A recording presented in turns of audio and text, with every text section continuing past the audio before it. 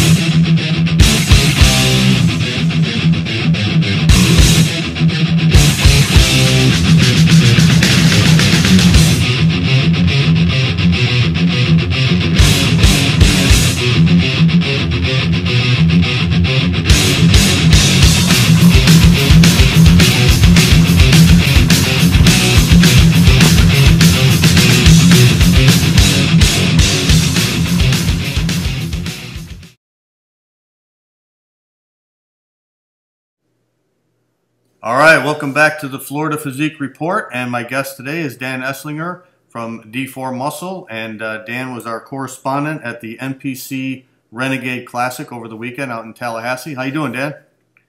Pretty good. How you doing, buddy? I'm doing good. Thank you again for all your help with all our videos. If you've been watching our training videos on floridaphysique.com, Dan's been bringing a lot of his clients in. And before we get into talking about the show, Dan, I want to congratulate you on you and Melissa Allen. Great team. You guys made the top 10 at the Arnold Amateur a couple weeks ago, and I was watching that on Facebook as it was happening, and that was really exciting to see. You guys did a great job. That's a very tough show for people that don't know. That's an amateur show, but it's an international show. You get the best athletes from all over the world, and you brought Melissa in, and she made the top 10 in her class, so congratulations. Yeah, it was you know, again, going into that show, like you said, it's international. There's so many different looks. Yeah. You know, the different countries bring such a different look to the stage on every female. So I was there, actually. Me and one of my figure pros that I work with were there. I guess we kind of, you know, we both, I was letting her handle Melissa's hair and makeup. And, of course, I obviously took care of the rest, but we were sitting together in the press pit next to a couple of photographers, one of them being one of the publicists from MD, and I didn't know it was one of the, I was honestly confused, and I looked at the reporter. I'm like, well, what do you think? And he just looked at me. He goes, I have no clue.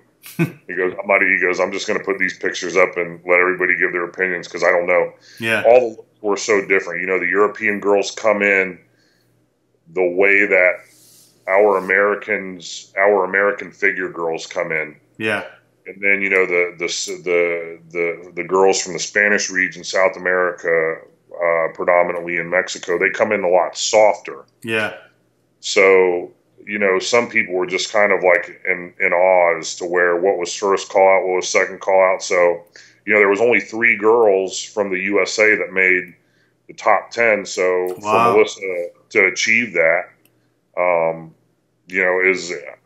I can't even, as I told her, I said, whether you finish first or you finish 10th, you just need to be happy at the accolade because, they choose the best 50 from each height class that are selected to the show. And, for one, being selected is something in itself. Competing in it is something in itself. And then placing top 10 because, they don't call everybody back for finals. They only bring back the top 10. Now, you said they pick the top 50. How many are in each class? That's it. That's it. There's 50 in each class. Okay. And they bring back the top 10, which would be the top. They would bring back the first 2 call-outs. Yeah. Okay. And that's what they did. And so that's why there was a video on Facebook of me and Melissa jumping up and down. I saw that.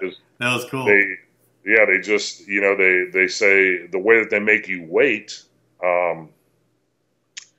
is they wait until after the show is done, and then the lady comes over the intercom and says, "All right, will the following athletes please return to center stage, Saturday at whatever time it was, and for finals." And then they went through all the competitors, and finally the very last competitor, they said, number 230 from the USA, Melissa Allen. And go figure, we were waiting, and the very last name was called. Right. And awesome. So the suspense was just driving me crazy. And of course, I had told you, when we did the training video last month, I had said, I don't know what any other girl's going to bring to the stage, but it's going to be hard for Melissa to be beat. Yeah. And of course, putting all bias aside, let's be, as I told Melissa, I'm like any other normal show, you would have smoked it by a mile. Yeah. So, just be glad that you got top 10 internationally. And if you were to put top 10 internationally and I guess kind of put that into a national show, it's just kind of like one of those head scratchers, her next show is going to be junior nationals. And I have a feeling that, she's going to do, I think this year I have a really good feeling. Yeah. And then last year, I remember, I don't know how long you've been working with her, but there was some local shows where she didn't even win. So to come that far and go to an international open show like the Arnold Amateur and then make the top 10, it's an amazing achievement. Yeah, I took over for her. She came to me and she told me her concerns, and our initial agreement was that I would coach her for nationals. Yeah. And I said, well, at least give me one show before nationals to figure your body out. So I'm not going into nationals, with any confusion in my mind as to what I want to do as far as, her peak week and, what food she's sensitive to and what's not. And of course I took her to All South, and it was, she finished second. And of course you were there, and amongst her peer group, it was very controversial as her placing. But as we all know, sometimes when you get below the national level, sometimes those superior physiques, you don't know really where to place them. Mm-hmm. Unfortunately, sometimes you kind of get judged down to the physiques that are around you versus judged superior to the physiques around you. Yeah. And so, after she talked to one of the judges kind of said, you should have won this show by a mile, but this is your inclination to stay off this stage and move on up and move out. So okay. That's what we did. Yeah. Just moved up, moved out. So how long have you been doing the coaching now, Dan? How many years? Full time. I just started last year. Okay. I got medically retired from the military for a couple fractures I had in my neck. My neck sustained in Iraq. Yeah. And so I figured since I couldn't bodybuild at the level that I was used to, training at, the dieting and everything came naturally. But, oh, man, just the pain and my body just wasn't recovering at the rate that it used to. Yeah.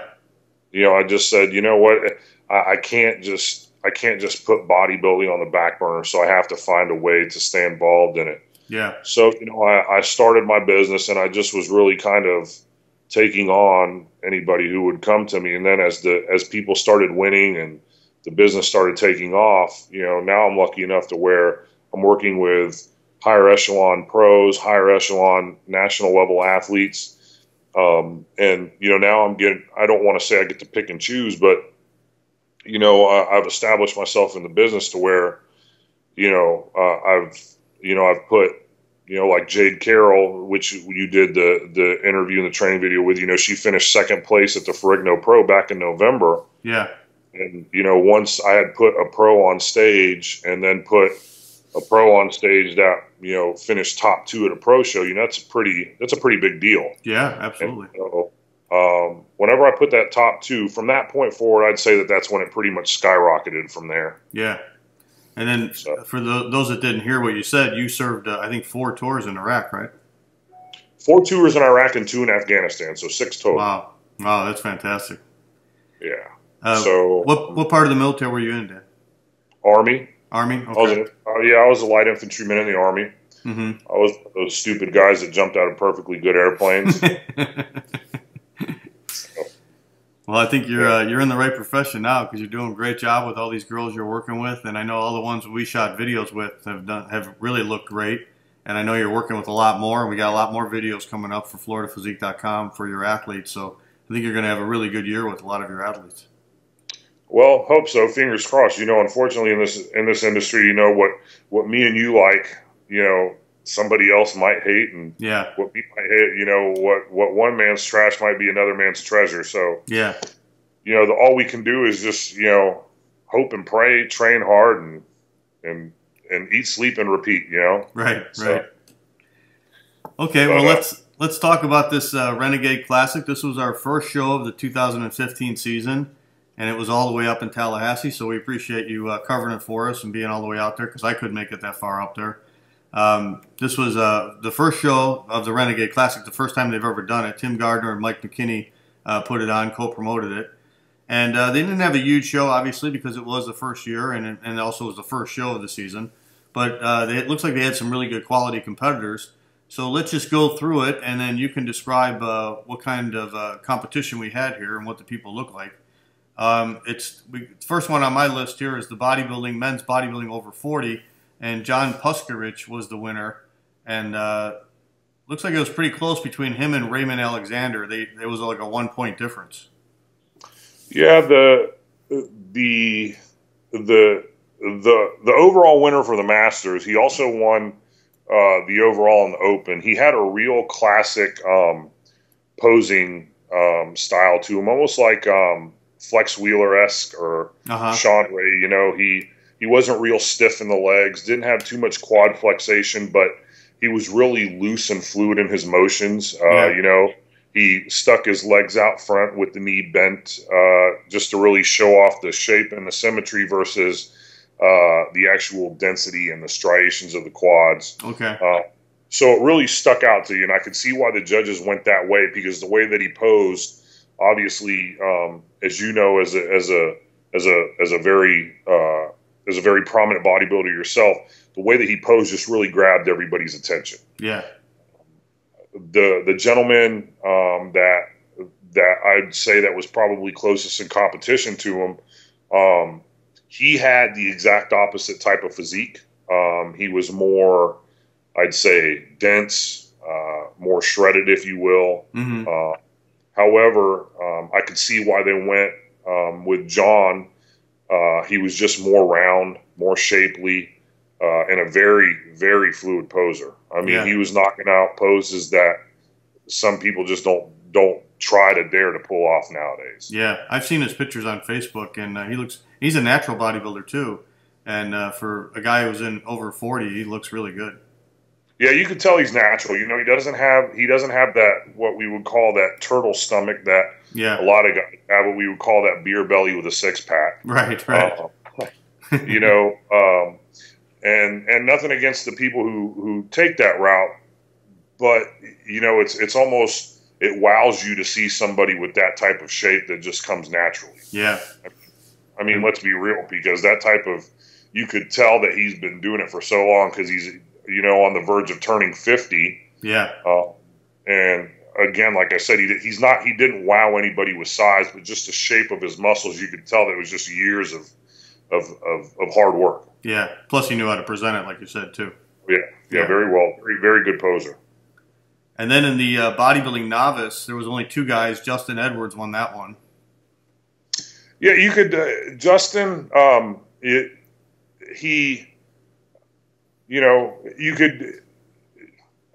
got potential. Mm-hmm. He's got a good future. He is, and I mean this in a positive manner. You can see that, that he is what we would call a true novice bodybuilder. Yeah. Once he learns the nuances of being a bodybuilder, got a very bright future. Okay. And then going on to the figure division, the over 30, only one competitor in that, Laura White. How did she look? Laura, again, she was another one that, once you figure out, of course, I don't know how many shows she's got under her belt. Yeah. But another one that once she figures out the nuances of the sport, the more she dedicates her time to it, again, she's another one that, it's just like a couple more turns of the hamster wheel and boom, they're there. Yeah, yeah. And then the novice figure, Brittany Barnes was the first place winner there. Has a phenomenal future. Okay. Beautiful shape, had nice deltoids. Tan could, I think, for the open, if the tan was probably a little bit more crisp. Mm-hmm. However, she's another one that in the back of my mind, I have no doubt. She's probably, I'm 99% sure she's natural. There was no stomach distension there. Nice, beautiful quads. Again, didn't have the real crazy striations. Had a more of a classic figure look. Okay. Wasn't really hard. Wasn't extremely dry, but just when she walked on stage, just everything, quads flowed into her hams flowed into her glutes. Had a real tiny waist, had nice cap delts. Yeah. Had a good clavicle base. When she walked on, the first thing I said is that, now this is one right here, the minute she figures out how to tie the diet, the cardio, the training, and everything into each other. I mean, she almost reminded me of one of these new and up-and-comers in the IFBB, Latoya Watts. Yeah, really? Had just crazy, started at the shoulders, real tiny waist, and then had the flare at the quads. And, wow. The minute she puts it all together, remember her name, she's going to be... Oh, that's high praise comparing her to Latoya Watts. Yeah, she's going to be there. Okay, so then we go to the figure open short, and April Anderson beat out Brittany Barnes, first and second.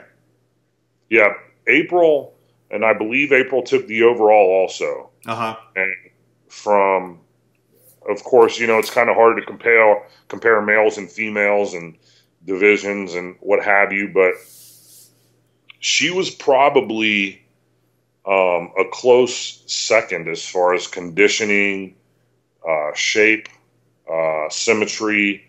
As far as the total package goes, I'd say in the show, pound for pound, she was probably a close second to the gentleman that won the overall in men's physique. Wow. Beautiful belts, beautiful back, beautiful legs. Just she exuberated female figures, and she said her next show is going to be Junior USA's, and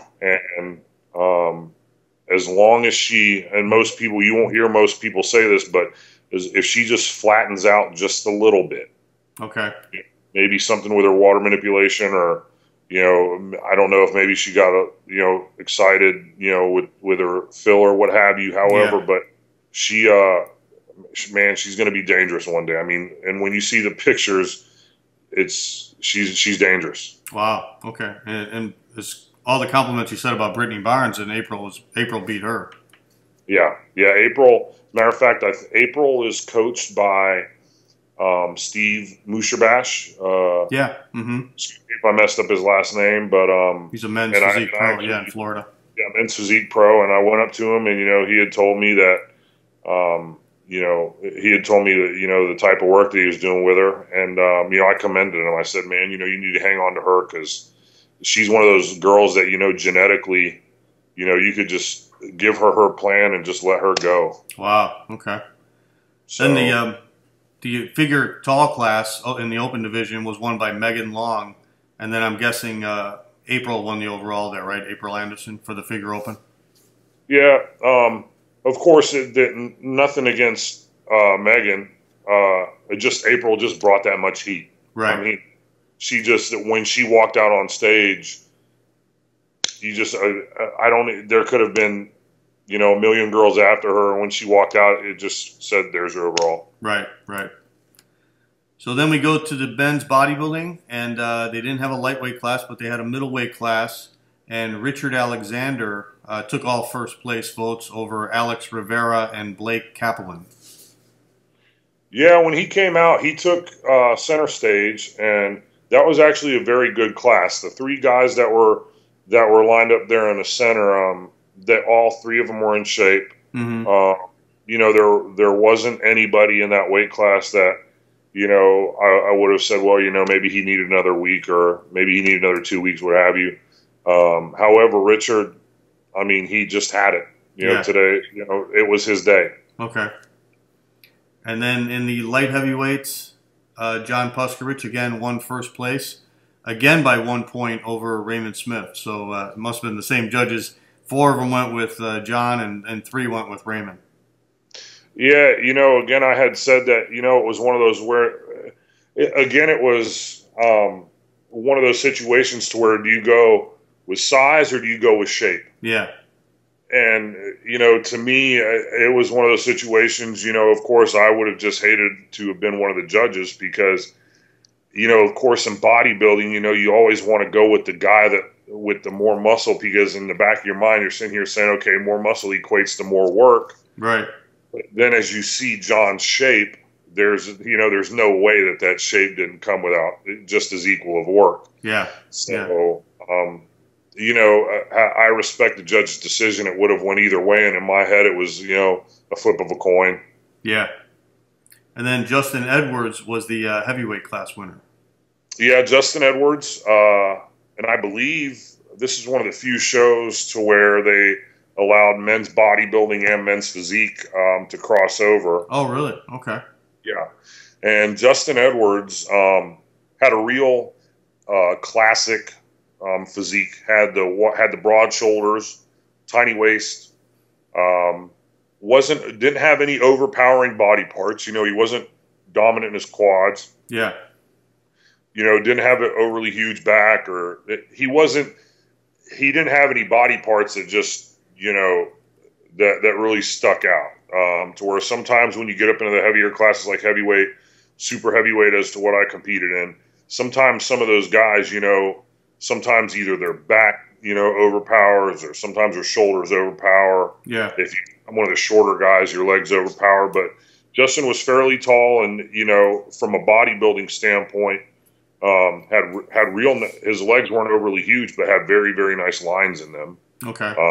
And had probably had the most striated glutes in the show. Really? Okay. Yeah.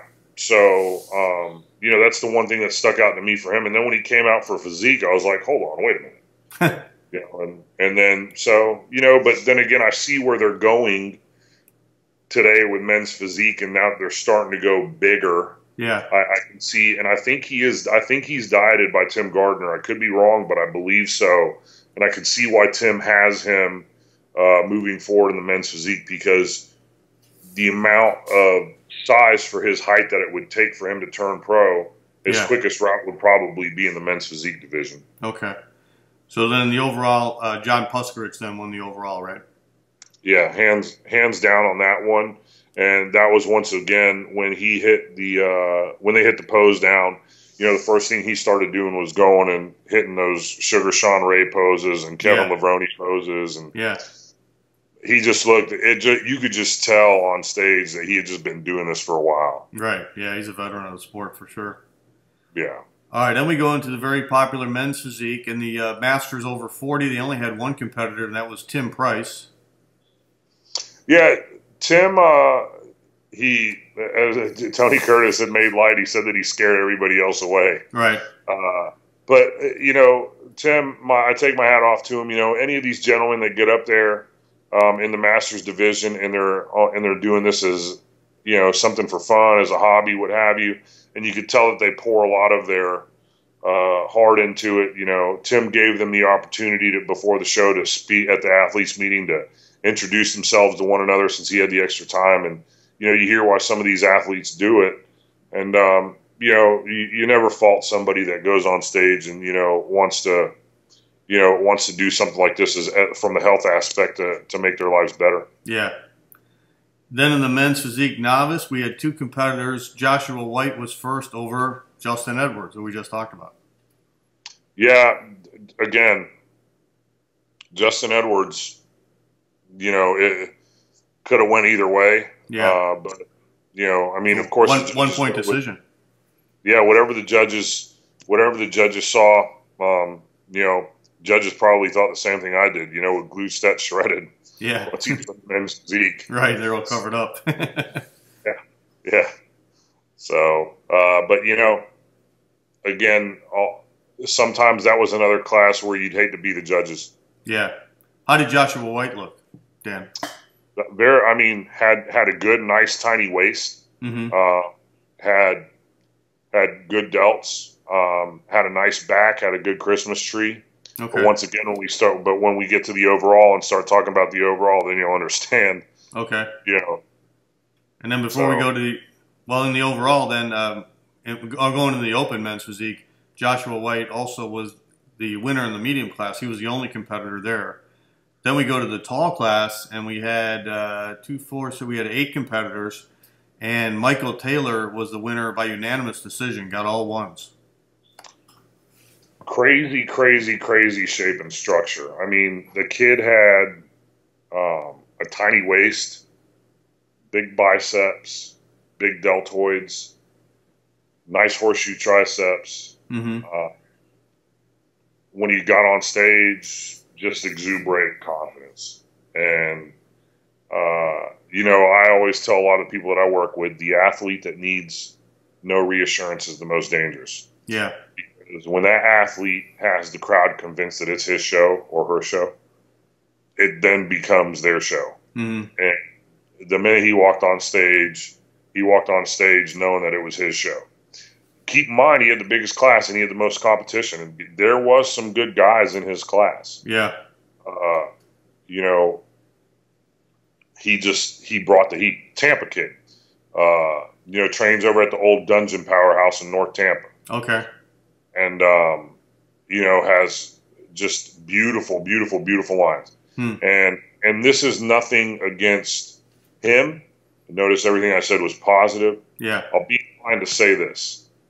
At some of the smaller shows, you start to see the difference between the bigger shows and the smaller shows when it comes to, the peak week and, the way that they dry out and stuff like that. And I'll be inclined to say this. He dries out and gets that really crisp, thin skin. Got pro written all over. Wow. Okay. What did you talk to him after the show? Again, I raved about April. He had the most phenomenal physique in the show. Yeah. Pound for pound. Out of everybody. Had the most phenomenal physique. Did you interview him after the show, Dan? Did he say what he's doing next? I did. You popped the question on me that I don't remember. All I know is that I remember him saying that, he's ready to try to take it to nationals and he wants to turn pro. Was this his first show? I don't think so. I think it was his third. Okay. I think it was his third. But the kid has got phenomenal physique. If the only thing that I would have liked to have seen more out of him was probably some more vascularity. Mm-hmm. Again, when we talk about the dryness, and if he would have come in just more dry, more crisp, probably added some glaze. He came on stage without a tan, it appeared like. Okay. So if he would have just brought a little bit more of a professional presentation, yeah, he's going to be, man, the kid, just remember his name. I mean, I'm telling you right here, the kid is going to be phenomenal. Wow, that's great. All right, then we finished off, Dan, with the bikini division. We started off with the teen bikini. We only had one competitor there. Her name was Zoe Lund. How did she look? Zoe actually looked like a grown woman. Really? Yeah. Very tall, nice physique, came out, had, was probably looked like one of the more seasoned posers out of bikini. You know, a lot of times what dictates the winners in bikini is just how well they pose. Yeah. Because, you know, I've been to, of course, working with IFBB Bikini Pros and then working with top national level bikini competitors, as we talked about Melissa Allen earlier. Sometimes just something as simple as the way that they present themselves in posing, you know, it dictates sometimes first through 10th. Yeah, yeah. You know, Zoe came out and, you know, had very good poser. Good. Very good. Then we go to the bikini novice, and they had 6 competitors, and Miko Bricky won first place, unanimous first place.